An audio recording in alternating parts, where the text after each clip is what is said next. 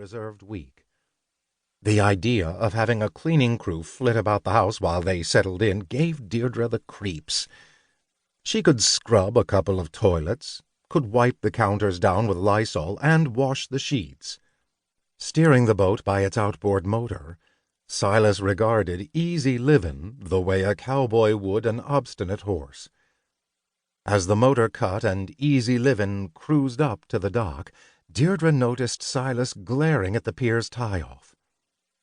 Part of the dock was singed, blackened with soot as if by lightning strike.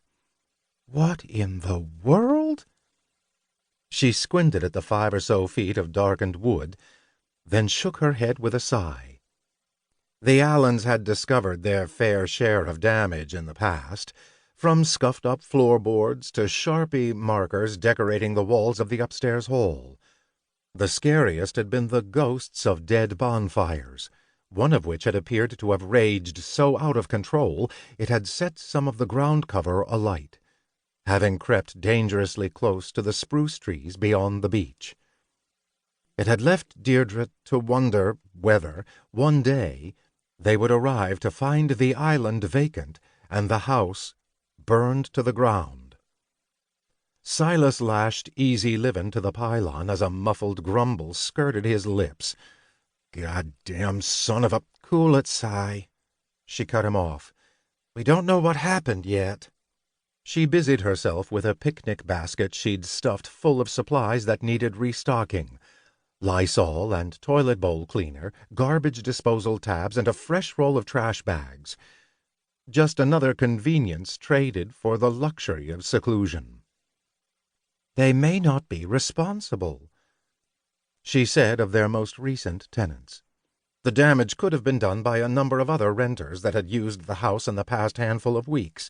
God knew there had been enough of them. The property management company was supposed to alert the Allens to any damage as soon as they discovered it.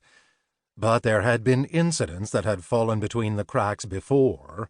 Besides, the Parrishes had struck Deirdre as a nice family. She had yet to meet them in person, but doubted they had anything to do with what was now the focus of Silas's scorn. "How am I supposed to fix this?"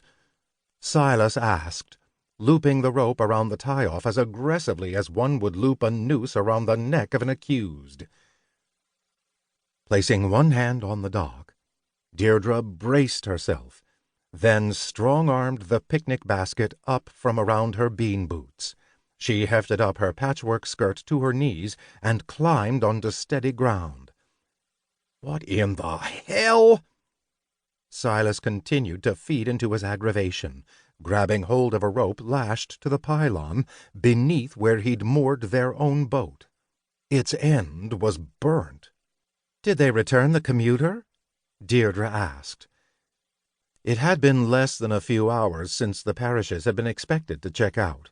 She hadn't been notified by the Airbnb app that they had done so, but it wasn't the first time renters had foregone the checkout process and simply left. It was annoying, but no harm done. Deirdre shrugged it off as she watched her husband prepare for the uncomfortable task of hauling himself out of easy living and onto the dock. "Here," she said, extending a hand his way. But he waved it off despite his bad knee. His back was also touch and go, seizing up on him if he so much as shifted his weight too much to one side. His heart condition was simply the cherry on top of a sundae of suffering. But even a pacemaker couldn't compete with his bull-headedness. Silas swatted at her hand, and she pulled it back.